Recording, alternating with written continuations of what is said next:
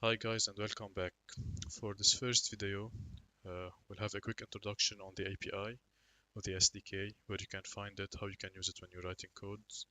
Then we'll download an IDE for writing Python codes, because obviously we'll not be writing it in Notepad.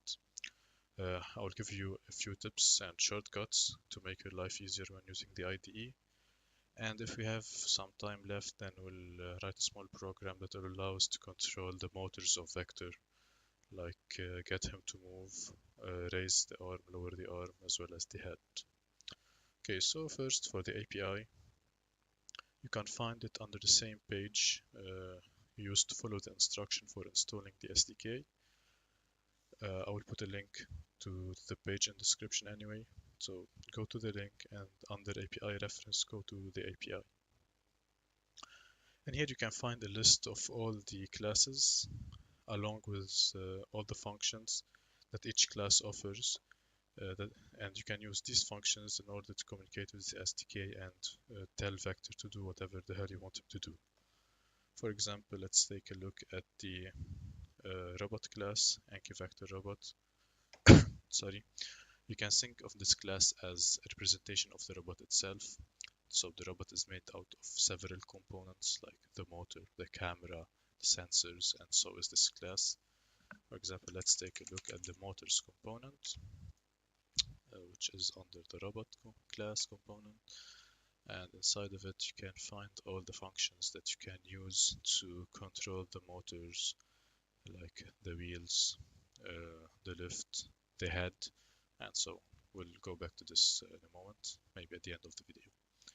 Okay, next we'll download the IDE that I talked about, which will be PyCharm.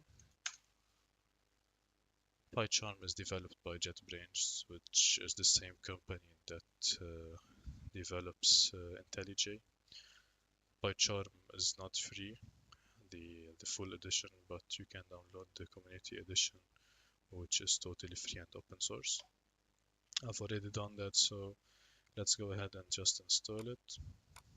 Go to whatever place you download it to, run the installation. Go next, choose the location under which to install. I will keep the default one. Next.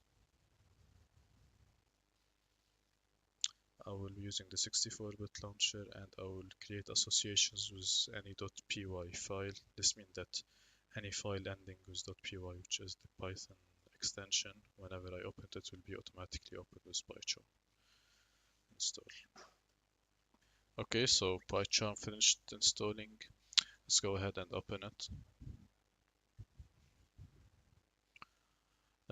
Normally you would have here empty like this when you're opening for the first time.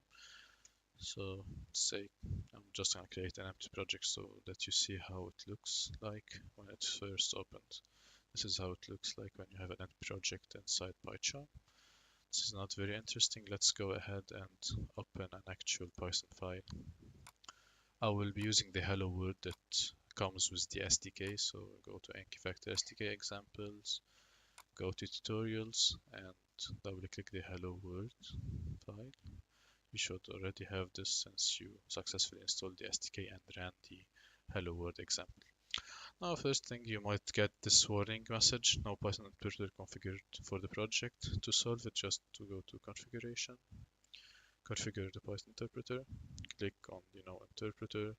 You most probably not have this option inside here, so you should click on show all, and you will not have these, so I'll remove them so you can see what to do. You'll have this screen here. Click on the plus sign, click on system interpreter, and then you'll have to go to the location where your Python is installed. If you don't know where this is, you can just go to start, search for Python, then right click, open file location, and here on top of it you can find the path to your Python installation. So you can go ahead and navigate to it and then select the python.exe file. Click OK. You'll have this in here. OK. Apply. OK. Wait a moment and you should be good. The warning message should be gone. Okay, so Now let's just go quickly over the code. This import statement is to import the enqueue vector for the SDK. Then these two lines, most of the time you will always have them. This will give you a reference to the robot object from which you can have access to all of the SDK or the API functions to call, like for example robot.sayText, and this will ask vector this to say the following text. Now, for example, if we go back to the API, come on, okay, so robot.say_text. Okay, if we go to the robot component and we search for say_text, you can find that this function is already present in the API. That's how usually you would like to use the API. Say you first wanted to tell vector to say something, but you don't know how to do it. So you go to the API and search for, usually the method name describes what the method does. So search for something like say text, and you would have found this method, which take as input 3 input parameters: the text, the words for vector to say, use vector voice, whether to use vector's robot voice, otherwise use generic human voice. So if this is true or omitted, we will use vector's voice. And the duration, adjust the relative duration for generated text. So basically, I think this is just to slow down or speed up the speed that the text is said in. Now I'll show you a few shortcuts that I find useful and can help you write code easier. For a list of all the shortcuts that you can use, you can just Google IntelliJ shortcuts, since PyCharm uses the same shortcuts as IntelliJ. But yes, first it's the Control B, so you just go to a method name, or even you can go to a variable, but let's take the example of a method. When you press Control B, you will go to the declaration or the implementation if it's a function, and here in the implementation of the sayText function. The developers were kind enough to include a description, which is the same one that we find in the API, in the web page. But what's more interesting is that you can see the implementation of the function itself. You can use Ctrl Y to delete the line where the cursor at, Ctrl Z undo of course, Ctrl D for duplicate, Ctrl F for search, and say I was editing in here, and I clicked Ctrl B and I went to the declaration of the function. I wanted to see something. Now I want to go back to where I was previously. In this case, you use Ctrl Alt and arrow keys. If you click the left arrow, you go back, the right arrow, you go forward. So Ctrl Alt, left arrow, I went back to where I was previously, and I can go between them. You can also go from one tab to the other. If you have tabs here, using the Alt and then the arrow keys, not Ctrl Alt. So same thing.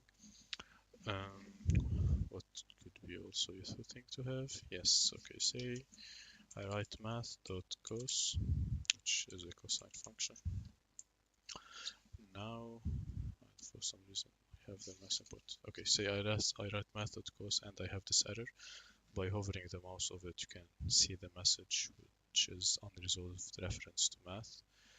Oh, what's cool about the IDE is that you can even automatically resolve some minor errors or problems. And to bring the menu, you just click Alt Enter and you select whatever solution you want. In our case, we just want to import the math, so enter and the solution is solved. Also, when inside the parentheses of a function, you can press Ctrl plus P,